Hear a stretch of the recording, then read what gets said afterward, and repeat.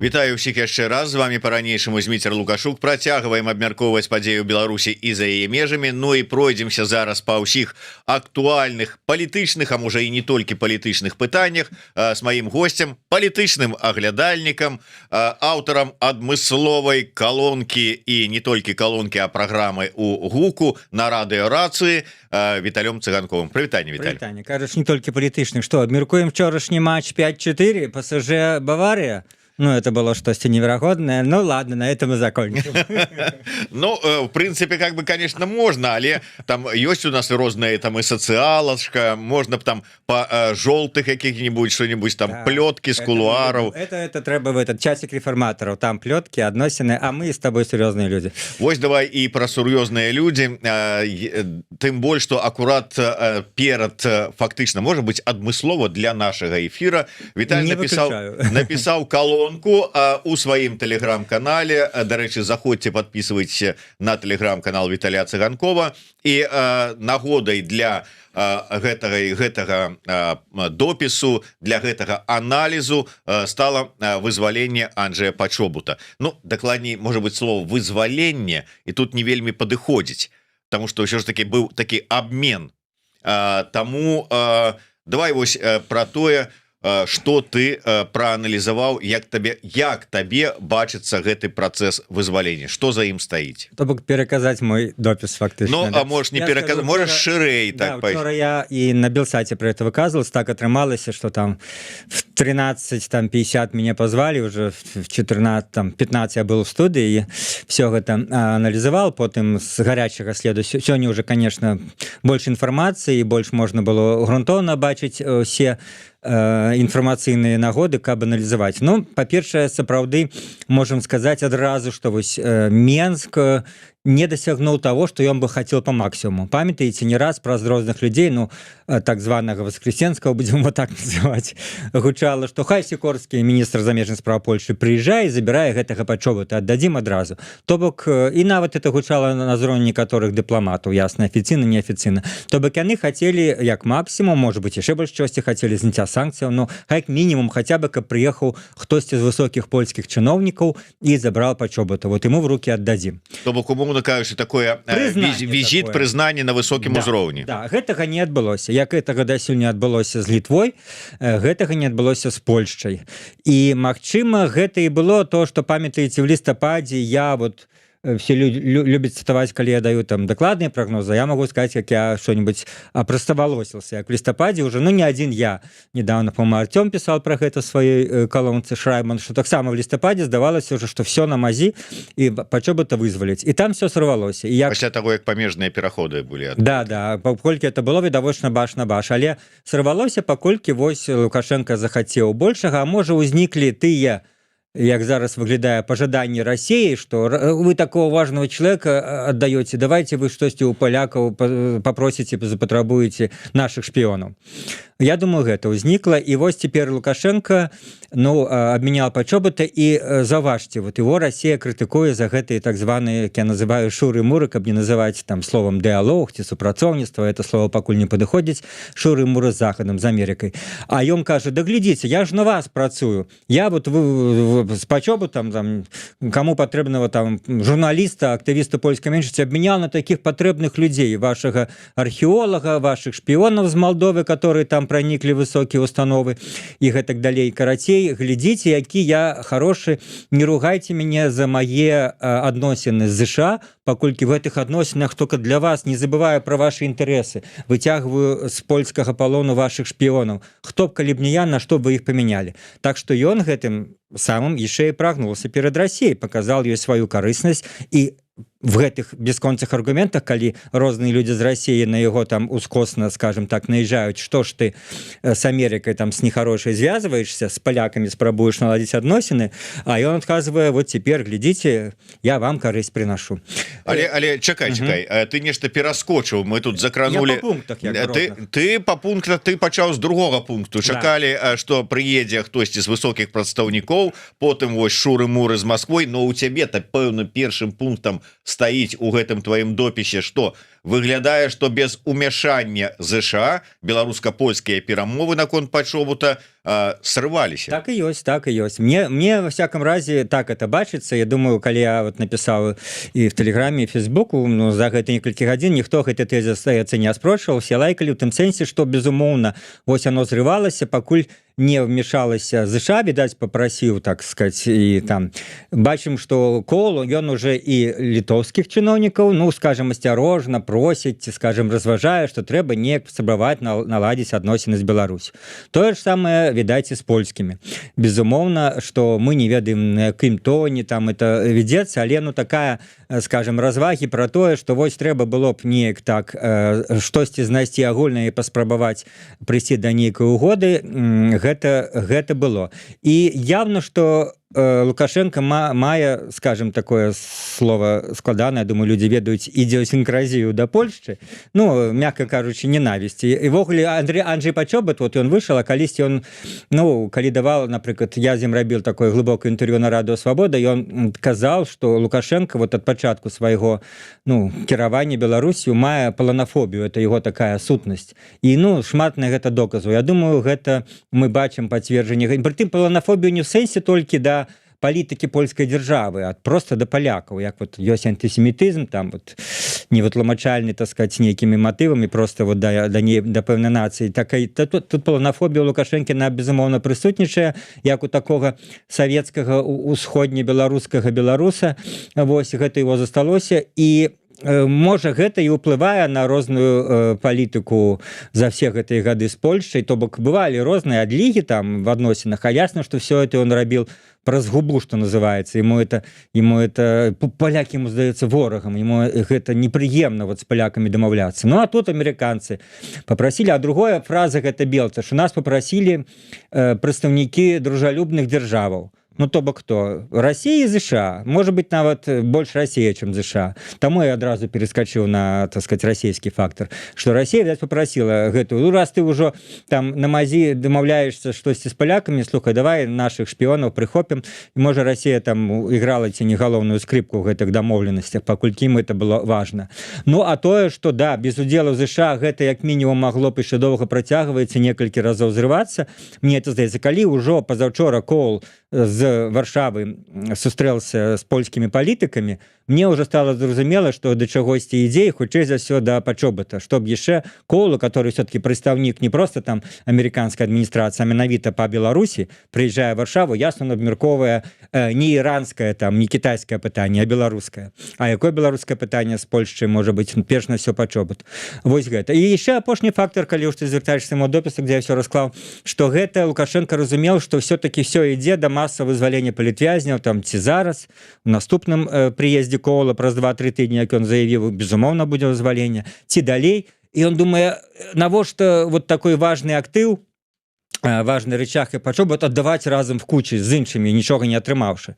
За яго трэба атрымаць нешта асобнае, тым больш, што ён такі важны для Польши. Падумал, калі я прамаруджу яшчэ полгода-год, то ўжо мне прыйдзецца, ну, под ціскам Амерыкі і под ціскам абставінаў, што можам потым пагаварыць, зачыняць вогуле тэму палітвязняў, і трэба аддаваць Пачобута зараз хоць за штосьці. Ясна, ён не выйграл то, што ён хацеў, вот этот максимум, прыезд польскага чыноўніка, зняццё нейкіх польскіх санкцый, нет, просто адмянял на шпіёнаў. Гэта, як бы я бы нават не сказал 50-50, гэта як бы, можа быть, 30-70%, то бок 70% з улікам того, што яны хацелі, 70% не удалося, только максимум 30% фінансаў гэтай сделцы удалось себе, скажем, выйграць. Увогуле пра выйграць для мяне невідавочнае. Ну там быў нейкі таксіст, які сачыў за беларусамі, якія знаходзяцца на міжнароднай абароне. Быў там нейкі яшчэ чыноўнік, які нібыта працаваў на КДБ. Ну, для гэтага рэжыма гэта не ты актыў. Так, але археолог для России даволі важен, чисто символічна. России, мы говорим про Лукашенку. Вот что ён выйграў? Беларусі тут не, да. Ён выйграў тое, што ён дапамог Расіі, як я тлумачыў, і чыста яму асабіста, скажем, сапраўды мала перапала. Мы не ведаем, ці ёсць яшчэ нейкія беларускія, ну, скажем, агенты в Польшчы, якія хацелі бы внесці ў гэты спіс.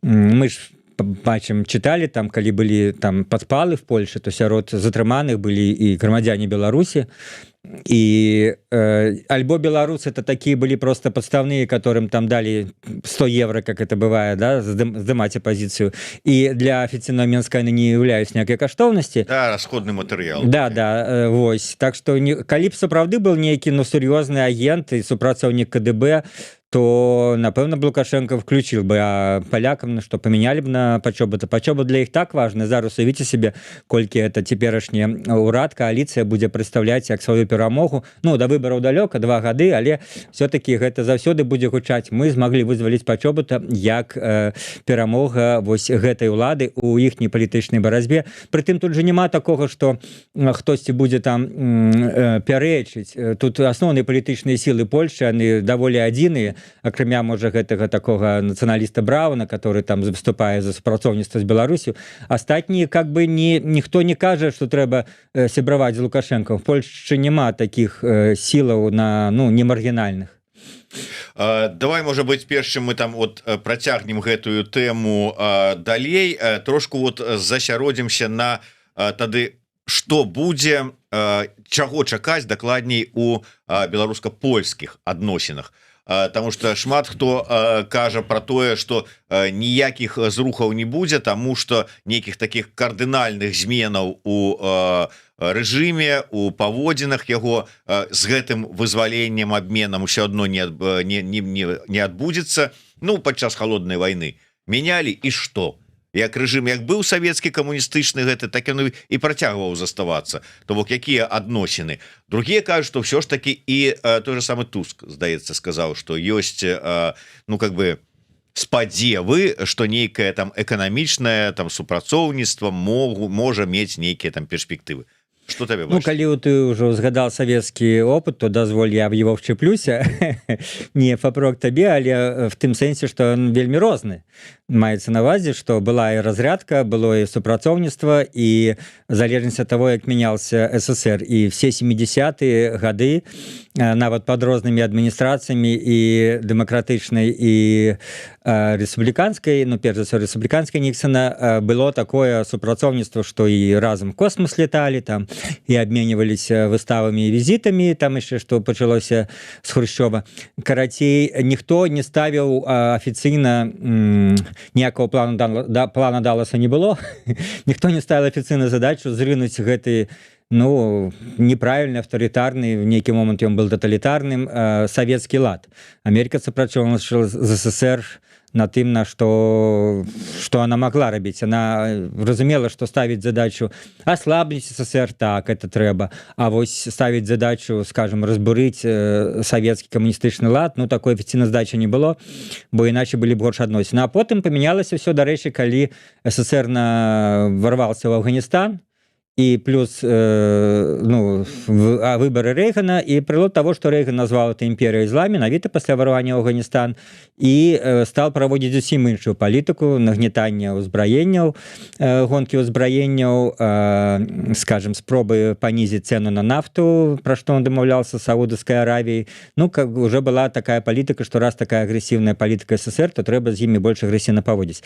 Так што в этом сэнсе, калі лукашэнкаўскі рэжым, ну, не будзе ўяўляць той пагрозы, якую вот ён прадстаўлял апошнія, ну, скажем, гады, менавіта з пункту гледжання гібридных атак, мігранцкіх атак, вось, в меньшай ступені гэта, конечно, кантрабандысцкія, то, што больш турбуе Літву, в меньшай ступені Польшчу, гэтыя балончыкі, вось, і нейкі яшчэ, ну, скажем, засылка сваіх шпіёнаў. Калі гэтага будзе менш, то з чаго бы, ну, скажем, Польши пагаршаць адносіны. Вот мне спыталі тады в эфіры Белсату, што цяпер, калі аддалі пачобыта, маўляў, закладнікаў няма, можа быць, што адносіны рэзка пагоршацца? Я кажу, нет, ну, это было абсолютно...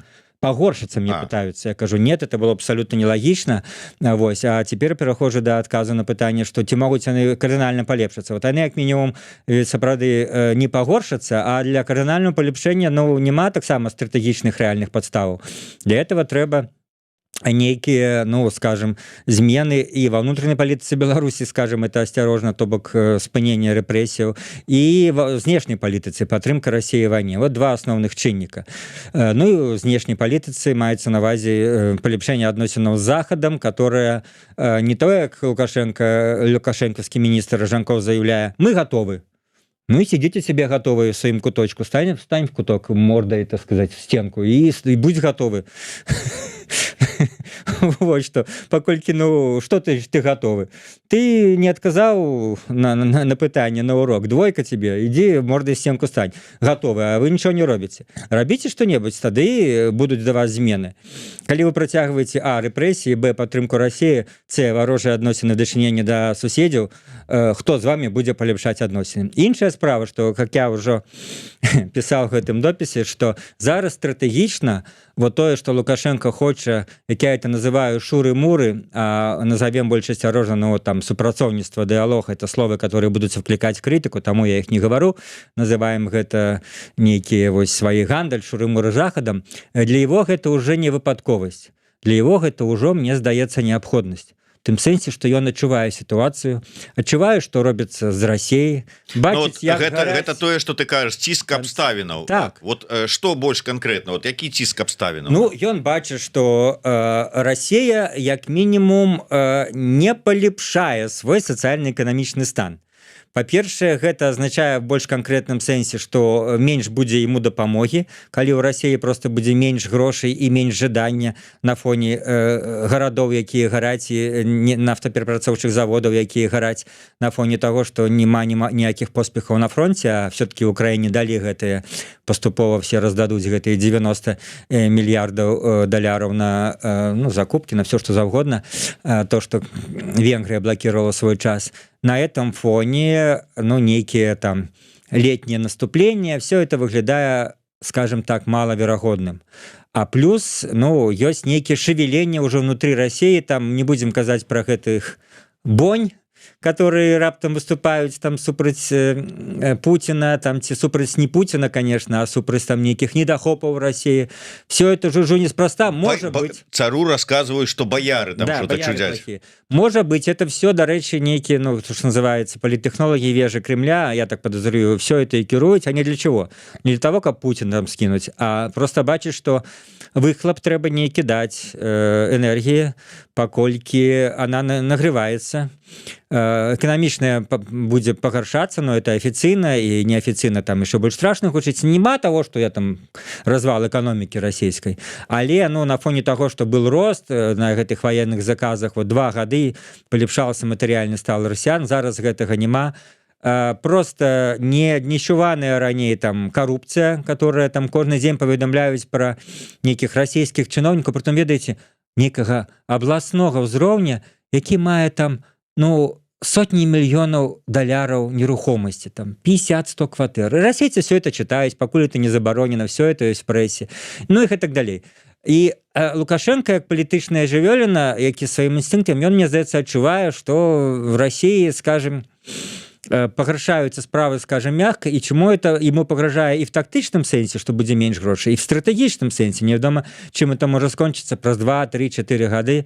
Вось. І ён разумее, што трэба развіваць эту шматвектарнасць, што ставка на одну Расію зараз для яго ўжо абсолютно невыгодна, тым больш, як это будзе выглядаць пасля нейкага, будзе оно ці не будзе ў гэтым годзе, оно будзе калі-небудзь, ну, скажем, спынення вайны, военных дзеянняў Расіі з Украінай, на якіх умовах это будзе, і што тады будзе з ім, калі яны спыняць і задумаюцца, вот, а вот, понимаешь ли, тут застаўся такі балкон, беларускі балкон, который нам вечно пагражае, і гэтак далей. Карацей, ён бачыць, што вот эта ставка на ажыўленне нейкая з захадам для его зараз сапраўды неабходнасць, мне здаецца, і пра гэта сведчыць і дзеянне, і плюс, ну, менавіта тое, што нават выпадку нейкая, калі ён рыхтуе, все-таки задумваецца там пра нейкую там паступовую перадачу ўлады, то это хацелось бы рабіць в нейкай спрыяльнай замежна-палітычнай атмасферы, каб не былі супраць этого вакол ніякія асноўныя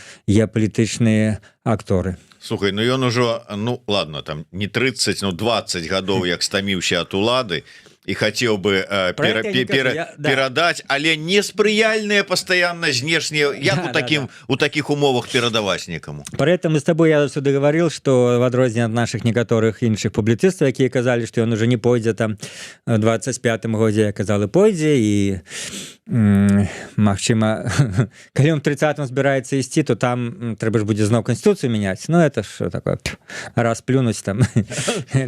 Туда-сюда. Але ж я кажу в цэлым пра стратэгічную карціну, што ён, ну, в гэтым сэнсе павінен задумвацца і пра сваю ўладу, і пра магчымы. Карацей, вот ты спытал, якія прычыны, што гэта неабходнасць. Я не кажу, што ён будзе нейка там просто кідацца там на захад зараз, бо для гэтага няма падстаў, што яго там прымуць. Але тое, што вось гэта не асобныя там гульні менавіта ЗША, ён будзе гэты гульні спрабаваць актывізаваць і з Еўропай, і з суседзямі, всялякімі шляхамі. У яго стратэгічная задача выйсці на гэтую зноў многавектарнасць, не мяняючы нічога ўнутры краіны. То бок працягваючы рэпрэсіі, якія для яго гарантыя ўлады, і працягваючы вось той рэжым, который ёсць. Ну, і з гэтага пункту гледжання для захаду, як я разумею, там, хто мы такія, каб падказваць захаду, но там все люди самі разумеюць, але ўсё-таки нейкія установкі яны павінны чуць з розных колаў беларускіх. Вот захад павінен любое магчымае збліжэнне, крок да так званого дыалогу увязываць з нейкімі палепшэннямі ўнутры краіны. І тут я скажу, што каб не казалі, што вось только цынічна, вот колькі разоў крытыкавалі уже там адміністрацыю Трампа і Коўла за все гэтыя рэчы, што яны робяць. Маўлял, ім это не хвалююць беларускі палітвязні, чого ж так добіваюць іх вызвалення. Па-першае, не такое ж цынічнае в США, это ідэалогія значит ступені. А па-другое, мы бачым, як амерыканскія патрабаванні растуць. Ну, першыя памяці вызвалення былі, у Коўла пыталіся, чаму этих людей выдварылі вот Вільню, калі яны прыязджалі в Вільню, першай партыі. І ён адказваў, ну, это не то пытанне, якое зараз маю магчымасць паставіць. Прашлі 2-3 раунда перамоваў, ён уже паставіў гэта пытанне. Ён сказаў, што чаму што. І вот уже апошняе вызваленне, там большасць 200 чалавек пакінулі ў Беларусі. Другое, казалі уже, а чаму вы не ставіце пытанне пра там спыненне рэпрэсій, будзе набіраць новых. І вот уже апошні раз Коул кажа, я сказал Лукашенко, но в всяком разе так и нам передал, не думаю, что он хлусить, правда ж, что ты на столе сидишь, где кепские хлопцы, которых все меньше, вот был венесуэльский, его не стало, кубинского скоро не будет, с иранским неведомо что. Подумай, на во что сидеть на столе, это ж не просто развага, это ж прихованная такая погроза. Что становится с кепскими хлопцами, которые робят репрессии, и что с ними здараецца. И плюс ён, ну, сапраўды сказал, я сказал Лукашенку, что, ну, як это, вы адных вызваляеце, новых пасадзіць. Пакуль не адбылося спынення рэпрэсій, мы все это бачым, і для Лукашэнкі эту машину разгарнуць, гэтыя сілавікі, якія только гэтым і жывуць, якія зараз уже, не знаю, яны сканцэнтравались на нейкіх дзеячах беларускасці і культуры. Вот это такое, знаешь, русский мир, вот он проникае праз сілавіков, калі уже нават не апозіцыйнасць, заўсёды была некая беларускасць дзяржаўная, которая, ну, мела права на існаванне, ці не дзяржаўная. То вот зараз, вот, перш за ўсё, наступ на это я бачу, як наступ рускага мира, ведаеце, яшчэ, ну, калі паговорыць вон в Бресце, гэтую георгиевскую стужку пачалі раздаваць. То, что раней Лукашенко мог сопротивляться, то я вот написал там на рации комменты: георгиевская стужка на шее Лукашенки. Ну, маецца на увазе, як завязка такая, удушэнне такое, что раней ён меў магчымасць і, скажем так, силы гэтаму сопротивляться. Зараз уже не. Зараз уже, я так думаю, вот уже поведомление, что, ну, покуль в одном городе этот, как он тут, полк священный, как он тут? Бессмертный полк выйдзе на 9 мая. То, что раней беларускія ўлады, ну, скажем, осторожно, но не давали, то теперь не могут не давать. Вот это наступ русского мира.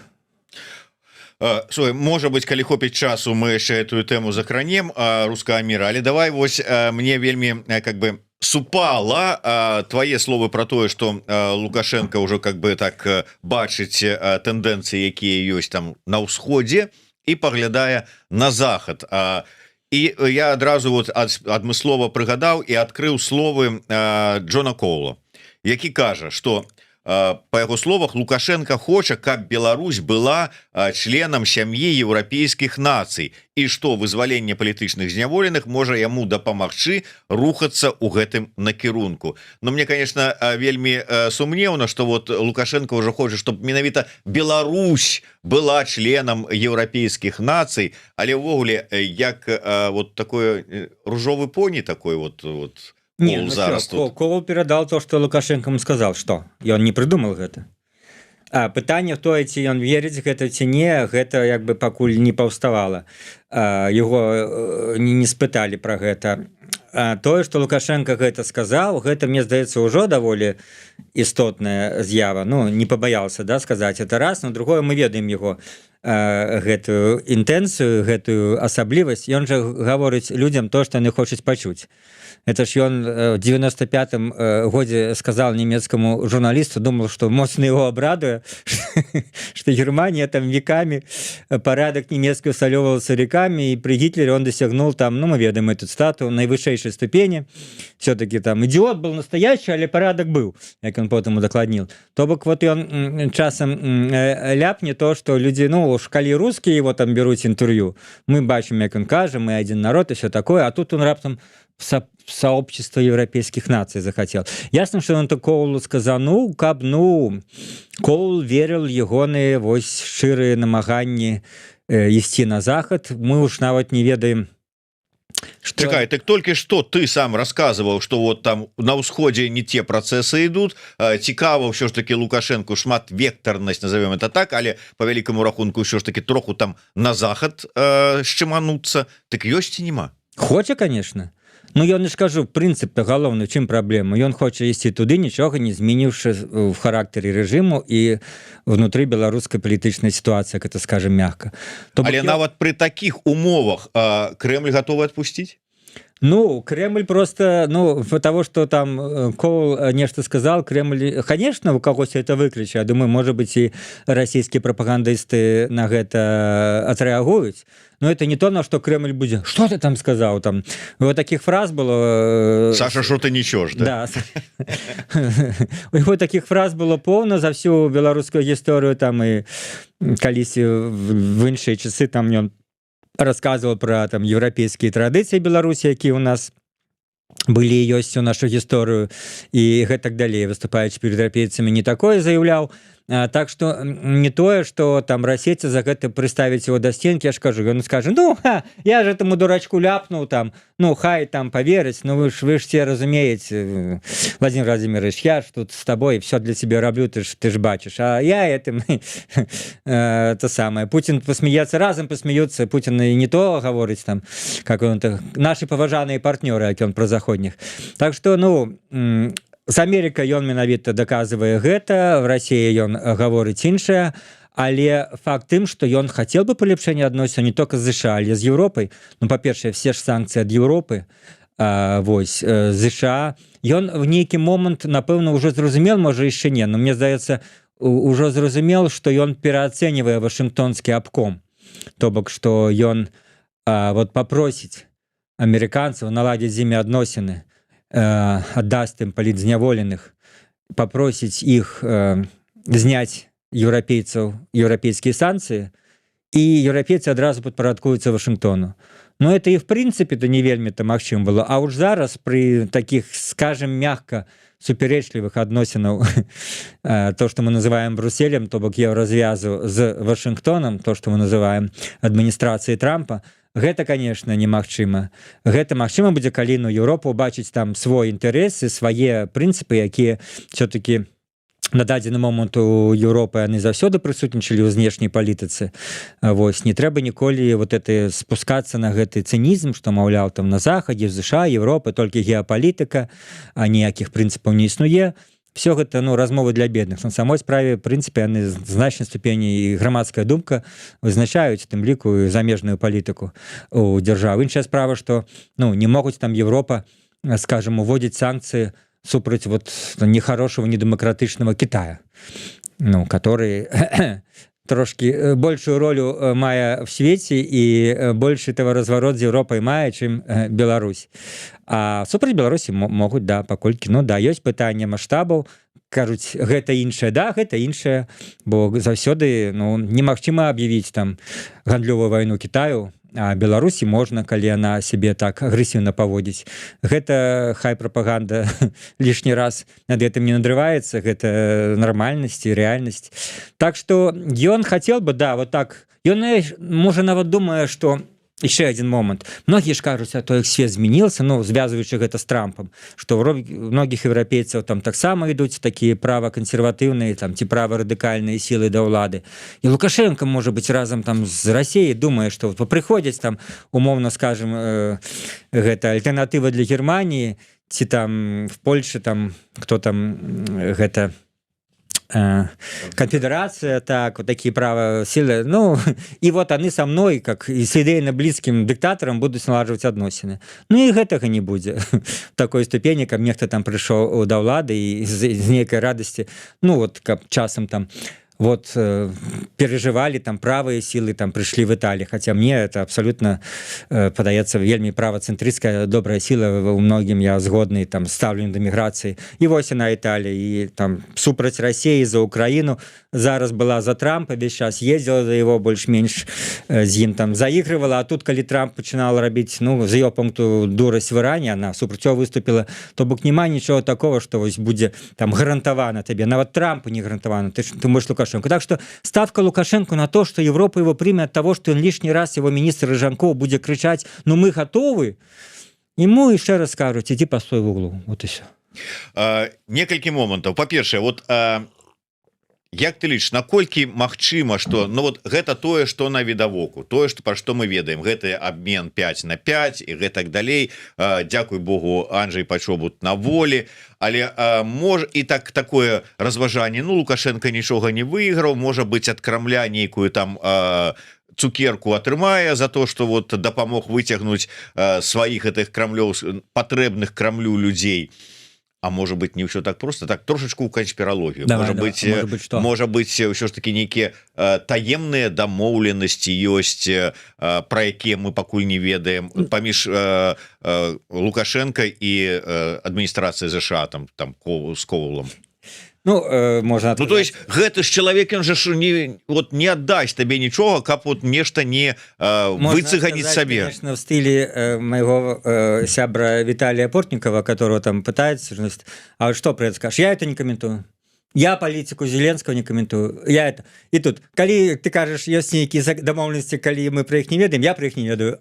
Кропка, переходь до наступного пытання, так? Ну, ты про іх не ведаеш, но ты можешь выказаць сваё экспертное меркаванне. Нет, экспертное, тут чисто логичное, может быть, разважанне, что, ну, можно сказать, что, напэўна, нет. Тут поставлена кропка, паколькі Лукашенко ведае, што гісторыя працягваецца і прыязджае кол праз 2-3 тыдні, і там будзе нешта, што... А тут ён ужо, ну, решил логично, что, ну, калі он выпустил типа я ж пайшоў на сустрач, поэтому добавьте яшчэ сюды ўжо. Я зрабіў ласку, і палякам вот кажуць, что может быть пагаршэнне. Не, но все-таки палякаў, ну, будзе некая, ну, такая джентльменское разуменне, что пасля вызвалення Пачобута, ну, як мінімум пагаршаць адносіны з Беларусю мы не маем права, это контрпрадуктыўна, яшчэ скажу одно складанае слово, то бок супраць нейкай карысці нашай же.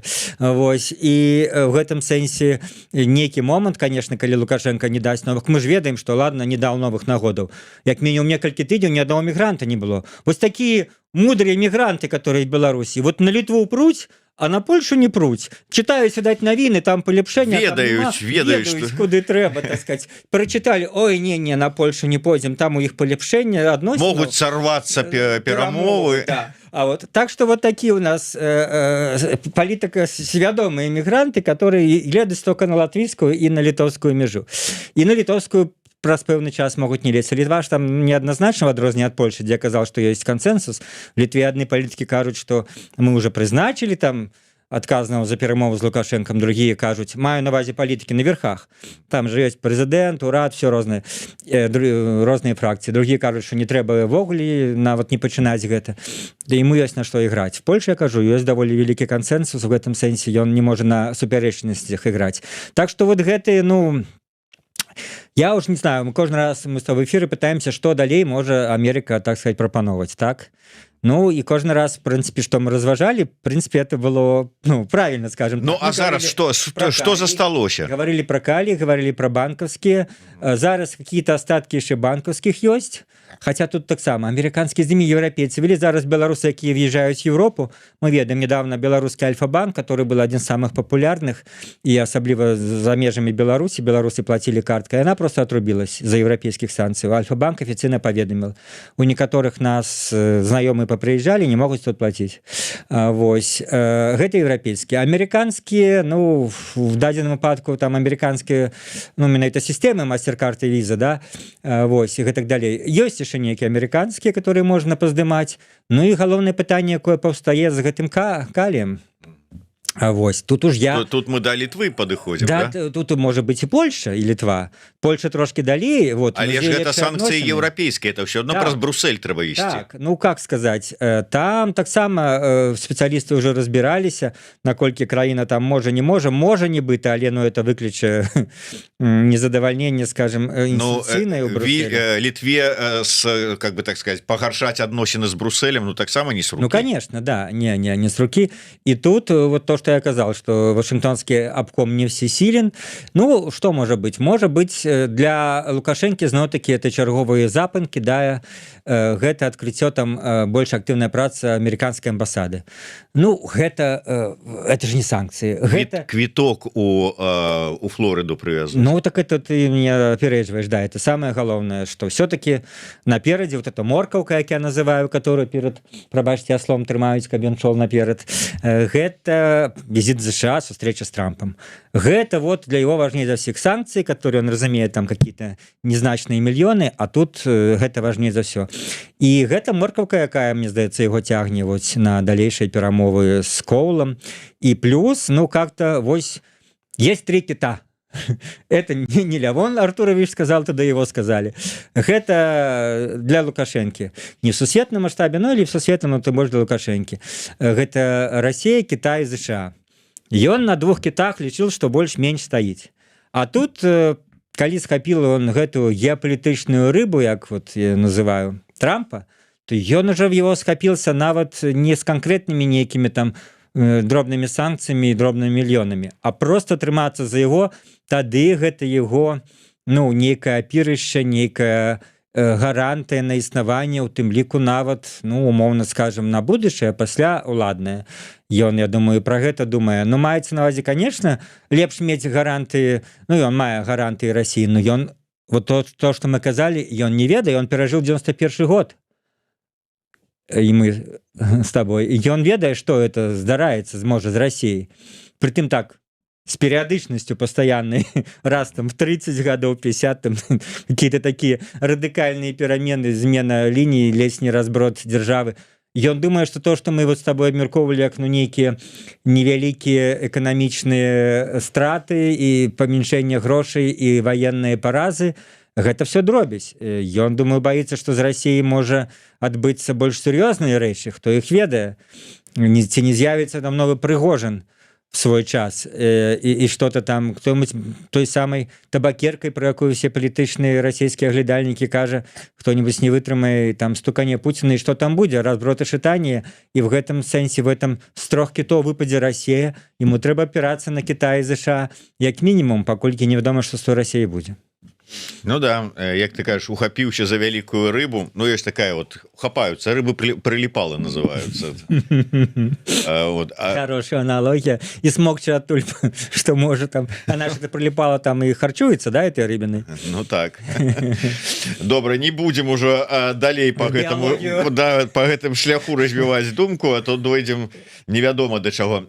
Слухай, я вот все ж таки Литва, наколькі магчыма, на твой погляд, что наступнай, ну я не ведаю, можно, конечно, разважаць, як зменится, можа, у лепшы бок трошечку хотя б адносіны з Польшай, а наступная Литва будзе, не будзе? Ну, будзе в тым сэнсе, что гэтыт трек не здымаецца, ён неяк зараз завіс. Завіс у тым сэнсе, что ён, ну, скажем мягко, пачаўся з таго, што Лукашенко стал адпускаць гэтых тракі, гэтыя аўтамабілі, вось, і аб'явіл пра гэта, там цэну знізілі, то бок пасля там зноў-такі вмешання кола, нібыта, дарэчы, нешта все замерла, мы ў СМІ не бачым, все яны паз'язджалі гэтыя грузавікі. Ну, апошняя інфармацыя, якую я бачыў, там колькі дзён таму, не ўсе яшчэ. Не все, да. І тут таксама не летала, тут то часам зноў сталі летаць это.